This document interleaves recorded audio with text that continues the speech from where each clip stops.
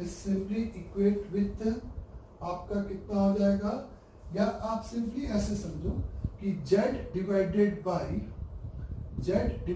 By sine theta, इस triangle में आपका 2 into 1 सर्कम रेडियस 1 है, तो साइन रूल से दिस अपॉन दिस का साइन एंगल इसके बराबर होगा, यानी कि z की वैल्यू आपको 2 साइन थीटा, ये एक लेंथ यहाँ पर मिल जाएगी, और ये जो लेंथ आपको यहाँ पे मिली है उसके अलावा आप यहाँ पे क्या काम कर सकते हो कि इस ट्रायंगल का इस आपको कोसाइन फॉर्मूला लगा दिया जाए, तो आप z स्क्वायर इज इक्वेट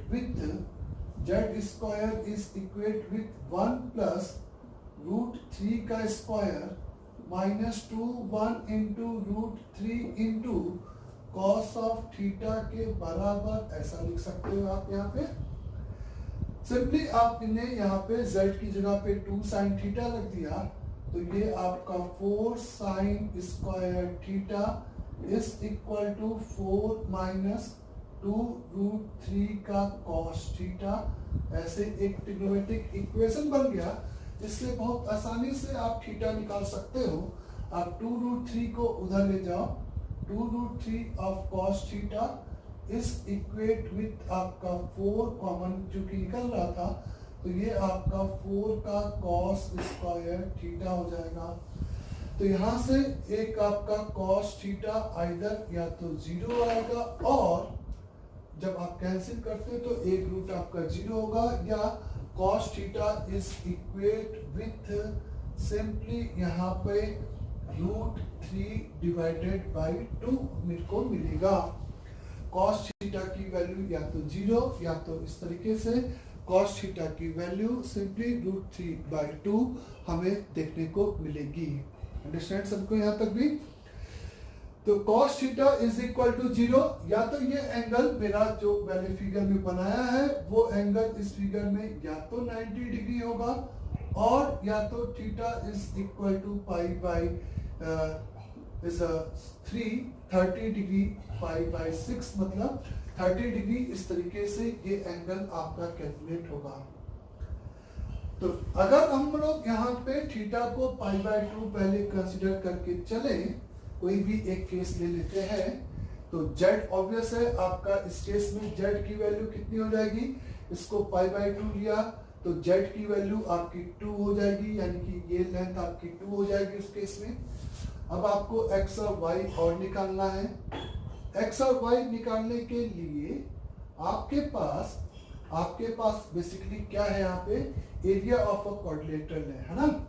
तो z की वैल्यू एक तो 2 हो गई, ऊपर वाले ट्रायंगल का एरिया आ जाएगा, ट्रायंगल का एरिया यानी कि ए बी डी का एरिया आ जाएगा 1/2 multiplied by 1 into √3 into sine theta यानी कि 1।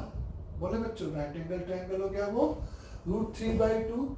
तो आपको नीचे वाले ट्रायंगल का एरिया आ जाएगा, area of triangle is BCD। आपको टोटल एरिया 3√3/4 दे रखा है, ये √3/2 हो गया है। एक बार फिर से चेक कर लो, सही है। तो इसका मतलब कि इसको में से इसको घटाएंगे तो ये √3 डिवाइडेड बाई 4 करके एरिया आ जाएगा। बोले चूंकि ये 1 है, ये 90 डिग्री आया, तो ये 1 है और ये √3 है, तो ये एंगल आपका सिंपली यहाँ पर इक्विवेलेंट हो जाएगा किसके, ये वाला सिंपली इक्विवेलेंट हो जाएगा x था, ये y था, तो ये एंगल हम लोग यहाँ पे बोल सकते हैं, है ना, BCD। चलो एक सेकेंड स्पेस ले लेते हैं इधर साइड, इसको हटा देते हैं, इसका काम खत्म हो गया था ना। तो आपको सिंपली यहाँ पे BCD का एरिया पता चल गया। तो मेरा सिंपली कहना है कि √3 है, ये x है और ये y, x और y और चाहिए था। तो इस ट्रायंगल का एक एंगल की अगर हम बात करें, तो चूंकि ये साइक्लिक क्वाड्रिलेटरल है, तो इस केस में, फर्स्ट वाले केस में एंगल A की वैल्यू यहाँ पर इक्वल हो जाएगी, राइट एंगल था तो 1/√3 इसका क्या हो जाएगा कॉस ए की वैल्यू, कॉस ए का वैल्यू यहाँ पर इक्वलेंट हो जाएगा, या आपका सिंपली ऐसे समझो कि एक राइट एंगल ट्रायंगल है जिसमें जेड की वैल्यू 2 हो गई, थीटा के अपोजिट ये 1 हो गया, ये ए है, ये बी है और ये पॉइंट डी है। बोलो ये आपका √3 है, तो 1/2 यानी कि ये एंगल आपका यहाँ पर सिंपली 30 डिग्री है, ये एंगल सिंपली यहाँ पे 30 डिग्री है, और इस ये एंगल आपका यहाँ पर सिंपली बच्चे 30 डिग्री नहीं 60 डिग्री है, cos 60 इज इक्वल टू 1/2, तो ये वाली वैल्यू आपकी इस फिगर में 120 हो जाएगी, तो 120 के हिसाब से half x into Y sine 120 यानी कि √3/2 इज इक्वल टू √3/4, तो एक्स वाई का प्रोडक्ट आपको 1 मिल जाएगा। फिर से आपको इसका इसमें और इस एंगल पता है और एक एंगल पता है, तो आपको साइन फॉर्मूला लगा दोगे, means x² plus y² minus का 3 is divided by 2xy multiplied by cos 120 यानी कि माइनस का 1/2 means x² plus y² is equate with आपका 2 आ जाएगा। इन दो इक्वेशन को सॉल्व करके x और y का एक ऑर्डर्ड पेयर यहाँ पे आ जाएगा, और वो ऑर्डर्ड पेयर अगर आप y की जगह पे 1/x रखते हो तो x की पावर 4 प्लस 1 बराबर 2x², यानी कि x is equal two plus minus 1, तो आपका 1 क्योंकि लेंथ है तो x की वैल्यू 1, तो y की वैल्यू भी 1 आ जाएगी। यानी कि इस फिगर में is one of the side is 2 and others 2 sides are 1 and 1, इस तरीके से ये आपका यहाँ पर आंसर होगा। नाउ जब आप थीटा को जब π/6 लेकर कंसीडर करोगे, जब थीटा की वैल्यू π/6 लेकर कंसीडर करोगे तो z की वैल्यू इस केस में इस आपको 1 मिल जाएगी, क्योंकि यहाँ पे z बराबर सिंपल 2 का साइन थीटा लिखा था अपन ने, तो यहाँ पर ये हो जाएगा।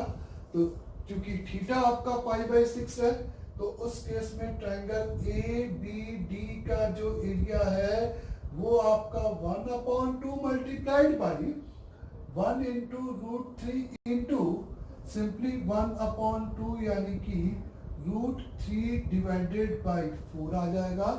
ये बात क्लियर हो गई। तो उस केस में 1 ये वाला आंसर हो जाएगा। अभी देखो अच्छा आप इस तरह से समझो कि जब ये 1 था तो ये एंगल आपका उस केस में ये 1 √3 था, तो ये ट्रायंगल ऊपर चला गया और ये ट्रायंगल नीचे आ गया। तो मतलब मेरा सिंपल सा कहना है कि ABD का एरिया इतना आया, तो इस फिगर के हिसाब से BCD का एरिया निकालोगे, टोटल में से इसको माइनस करोगे तो वो एरिया √3 डिवाइडेड बाई 2 आ जाएगा। अंडरस्टैंड? फिर ये 1 और ये √3, तो आप एंगल A कैलकुलेट कर सकते हो। सिंपली ये 1 और ये √3 ऐसे इस आइसोसेलेस ट्रायंगल में परपेंडिकुलर डाला तो ये √3/2 आ जाएगा। ये एंगल यहाँ पर A/2 का होगा इस केस में। ये कौन सा ट्रायंगल बना रहा हूँ? ये वाला ट्रायंगल बना रहा हूँ, ABD ट्रायंगल। A ये B और ये D ट्रायंगल हम लोग ने कंस्ट्रक्ट किया है। तो इसमें अपन साइन ऑफ A/2 बराबर √3/2 यानी कि सिंपल A/2 बराबर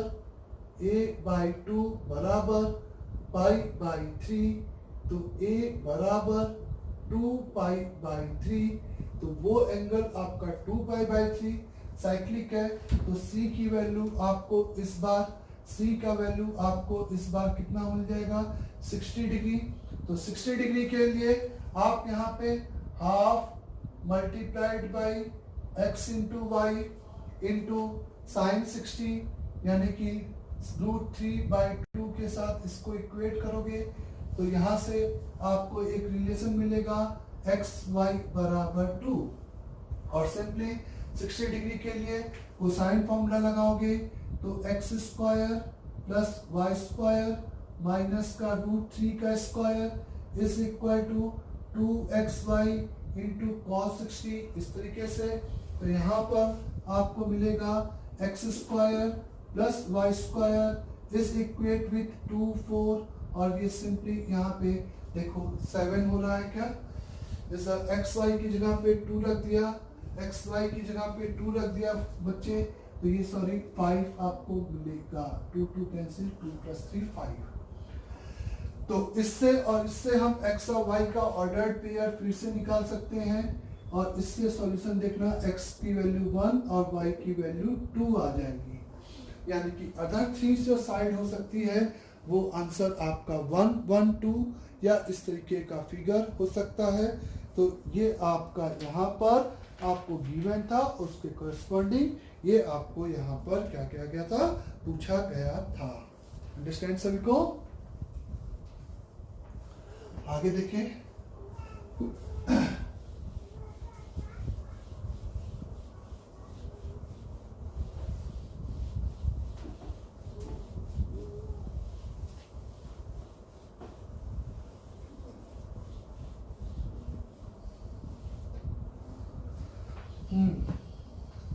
If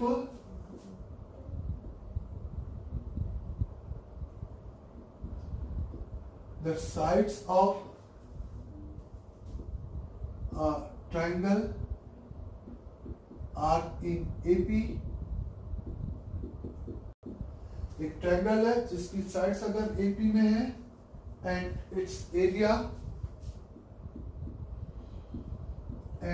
its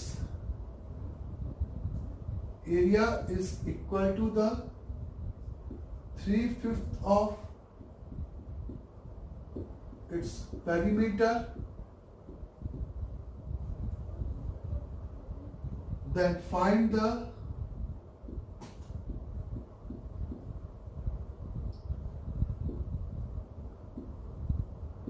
greatest angle of triangle।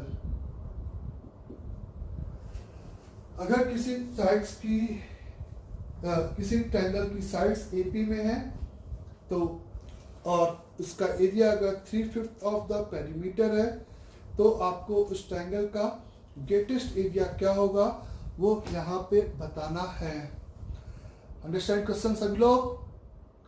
तो अगर ट्रायंगल है, साइड्स आर इन AP, तो अगर अपन मिडिल टर्म A ले लें और इस D पॉजिटिव कॉमन डिफरेंस ले लें तो ये A + D और A - D, इस तरह से ये 3 साइड कंसीडर कर लेते हैं 2 वेरिएबल में।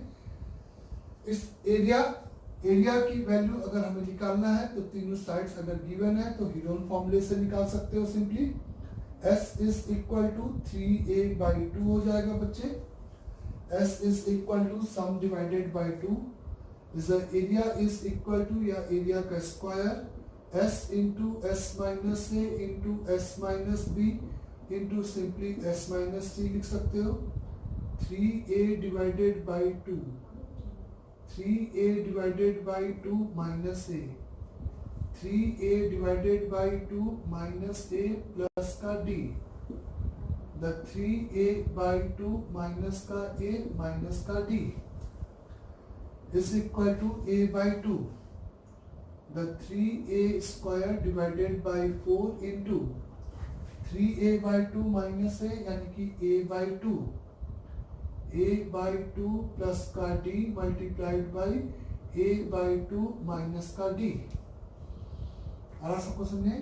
तो ये a और d में एक एक्सप्रेशन हो गया और एक और कंस्ट्रेंट था कि area is equal to the 3/5 of this था, तो यानी कि this is equivalent to the 3a² / 4 multiplied by a² / 4 minus का d²। बोले बच्चों 3a² / 4 माइनस a² - d²। अब इस कंस्ट्रेंट को मैं लगाने जा रहा हूँ, इसका अंडर रूट लूंगा तो ये आप अंडर रूट नहीं लो, दोनों तरफ स्क्वायरिंग कर लो। 3a² divided by 4 whole multiplied by a² / 4 minus का d² is equate with 9 divided by 25 into इस पेरीमीटर 3a, उसका स्क्वायर होगा इधर भी, तो इस इंटू में 9a स्क्वायर और आ जाएगा, a square cancel, a square cancel बच्चे, सही है कैलकुलेशन। 3 से आप देख सकते हो, एक सेकेंड, कहीं पे आपका एरर हो गया है आई थिंक, क्योंकि इधर थोड़ा सा इधर आपका क्या आया, area is equal to this आया, कोई दिक्कत नहीं है।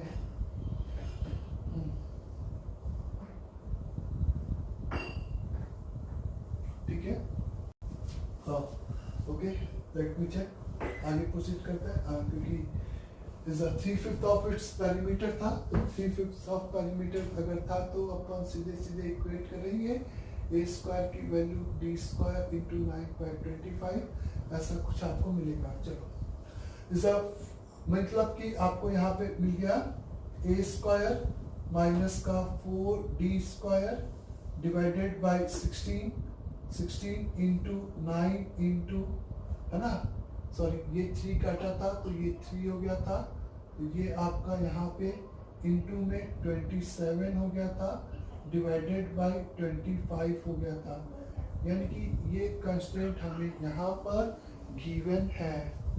ये क्वेश्चन था सिंपली कि एक ट्रायंगल है जिसकी साइड्स आपकी एपी में है और उसका जो एरिया है वो 3/5 ऑफ दिस था, तो मेरे ख्याल से डेल्टा आपका मतलब यूनिट का स्क्वायर में आएगा।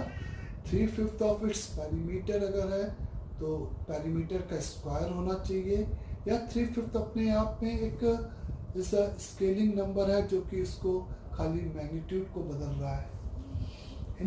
चलो आगे देखते हैं, आपको इसका क्या चाहिए था, ग्रेटेस्ट साइड की जरूरत थी, ग्रेटेस्ट एंगल, तो a प्लस डी के सामने वाले एंगल को अगर हम यहाँ पे ग्रेटेस्ट बोले तो अभी भी मेरे को डाउट है कि आंसर सॉल्व हो पाएगा या नहीं, इसका डाउट है।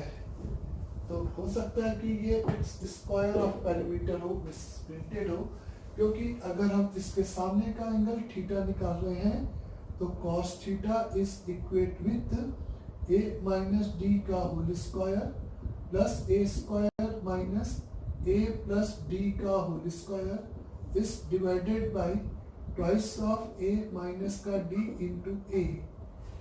तो ऊपर मेरे पास 3a square, the 3a square is a minus का या 3a स्क्वायर नहीं बच्चे, खाली a स्क्वायर सही करो इसको, क्योंकि एक a स्क्वायर तो कैंसिल हो जाएगा, यहाँ से माइनस का 2ad, यहाँ से प्लस का माइनस का 4ad आएगा, माइनस का 4ad आएगा, d स्क्वायर कैंसिल हो जाएगा, और इस divided by is a 2 multiplied by a minus D into a common निकल जाएगा, a माइनस का 4d divided by twice of a minus का d। तो कहने का मतलब कुछ तो एरर है, क्योंकि यहाँ पर वो रिलेशन भी नहीं बना जिससे कि वो अपन सीधे उसकी वैल्यू आ जाए।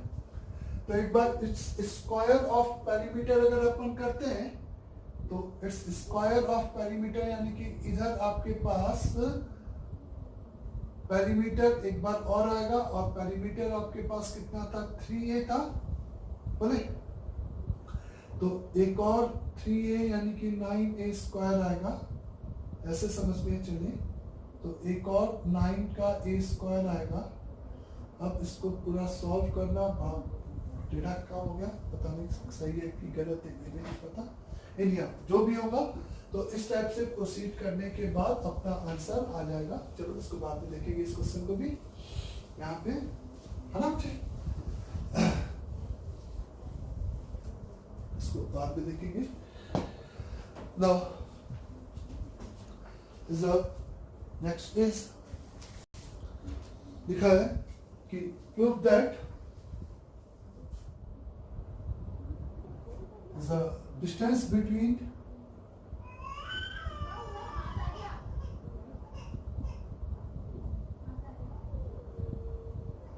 the distance between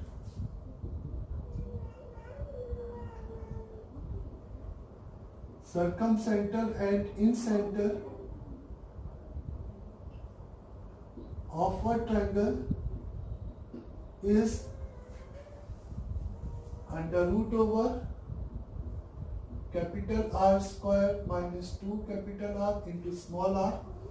इस तरीके से आपको सर्कमसेंटर और इंसेंटर्स के बीच का डिस्टेंस फॉर्मूला प्रूव करने की जरूरत है कि इस ट्रायंगल के सर्कमसेंटर और इंसेंटर्स के बीच का क्या इस डिस्टेंस फॉर्मूला होगा, ये आप डिराइव करें। सही है तक?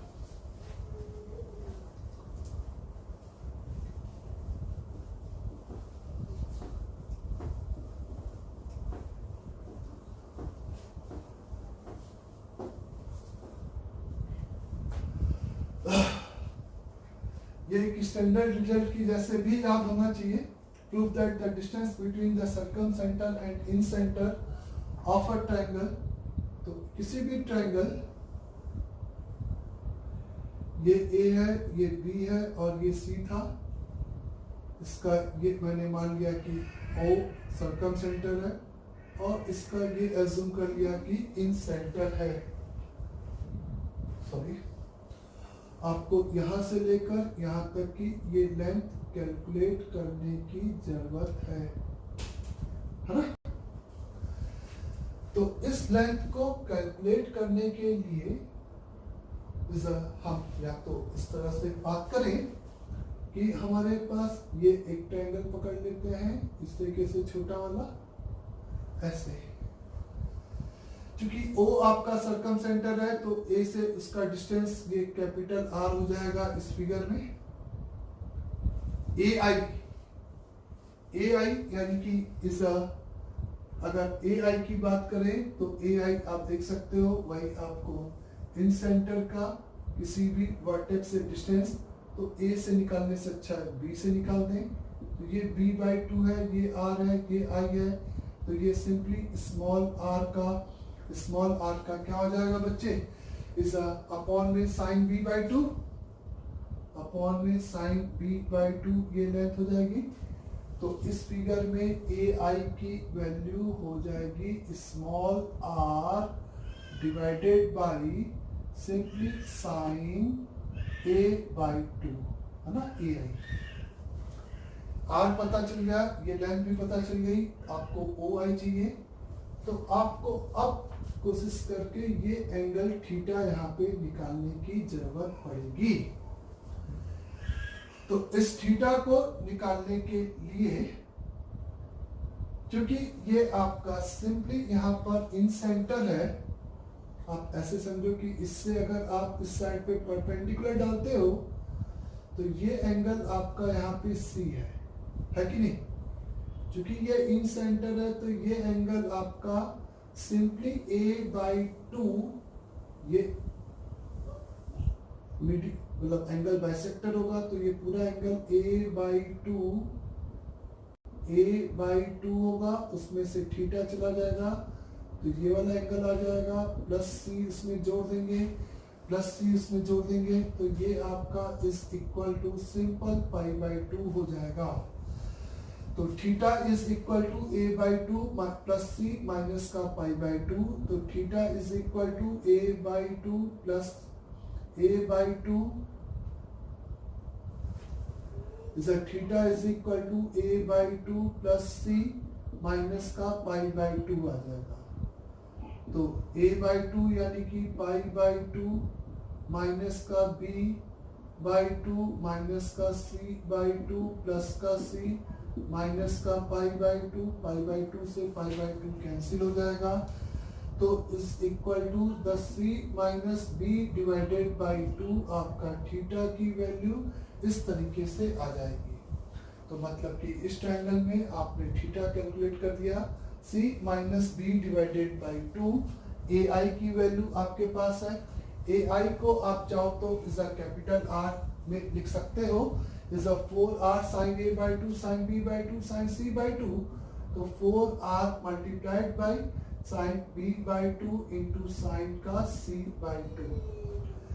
तो O I square is equal, इसका स्क्वायर आर स्क्वायर प्लस इस साइड का स्क्वायर को साइन फॉर्मूला लगा रहे हो, यानी कि आपको 16 R square into sine square B by 2 into sine square C by 2 minus का 2 इंटू आर इंटू ये लेंथ यानी कि 4r into sine B by 2 sine C by 2 into cos का angle c minus B divided by 2। ऐसे हम लोग आराम से लिख सकते हैं।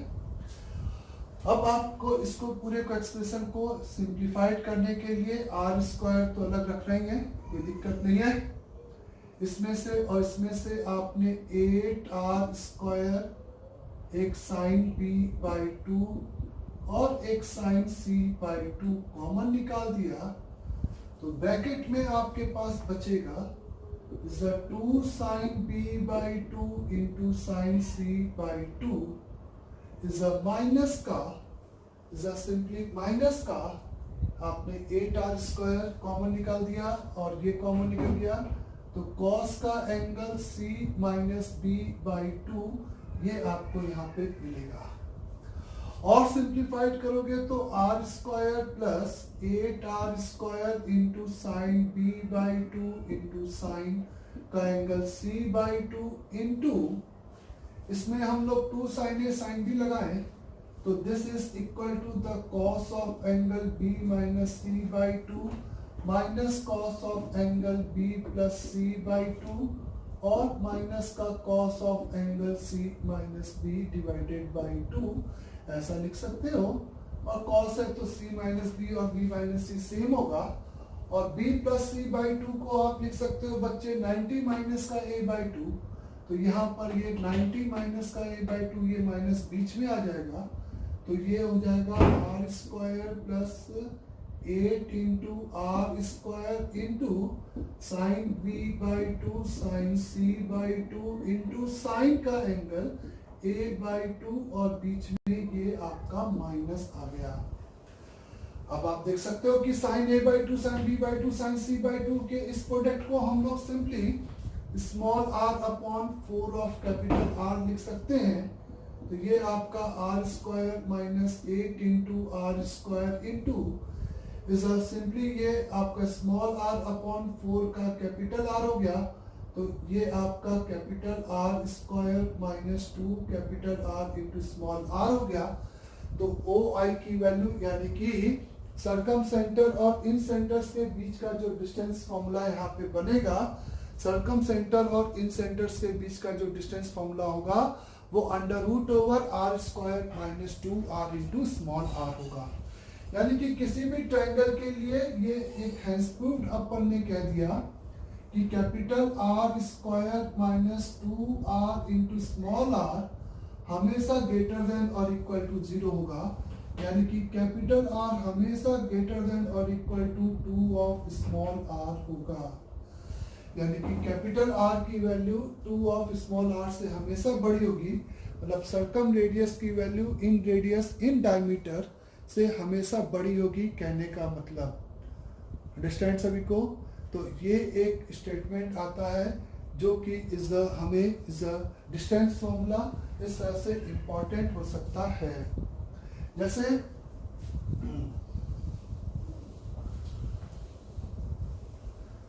तो बेसिकली उस लेंथ को निकालने के लिए हम लोग ने एक ट्रायंगल पकड़ा जिसमें कि वो लेंथ अपनी अपीयर हो, और उसके अलावा फिर इस साइड्स को निकालते हुए आगे प्रोसीड किया है यहाँ पर सिंपली। अंडरस्टैंड बच्चों? नाउ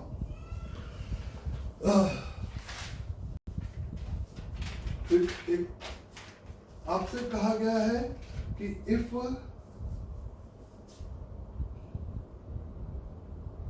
द ऐसे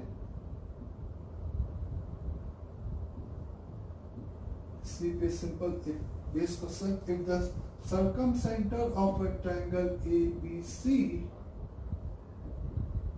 lie on its in circle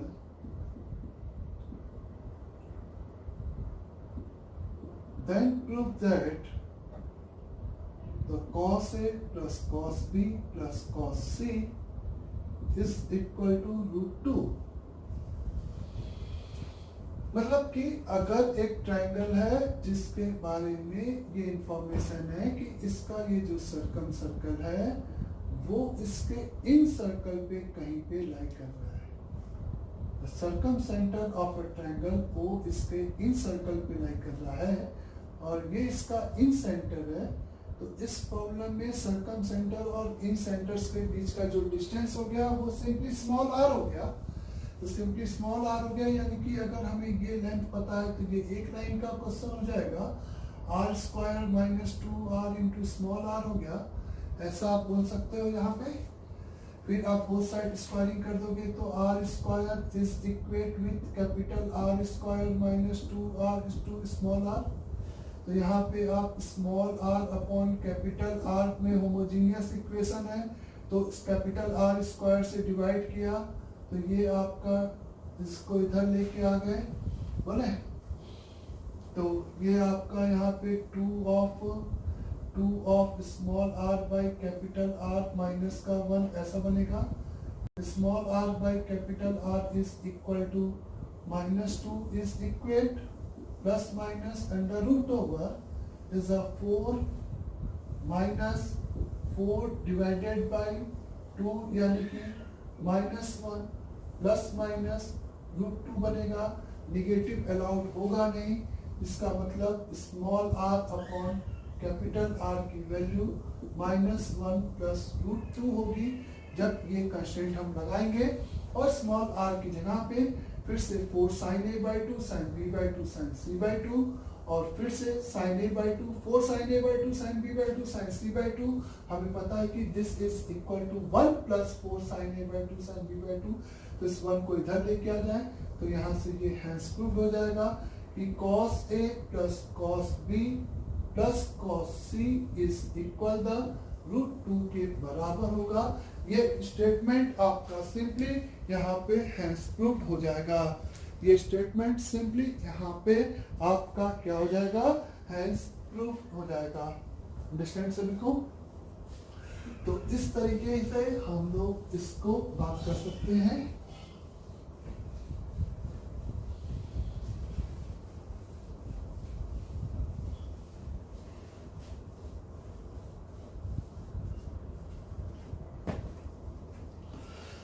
next आप देखें, इस तरीके से आपको एक क्वेश्चन दे रखा था बच्चे।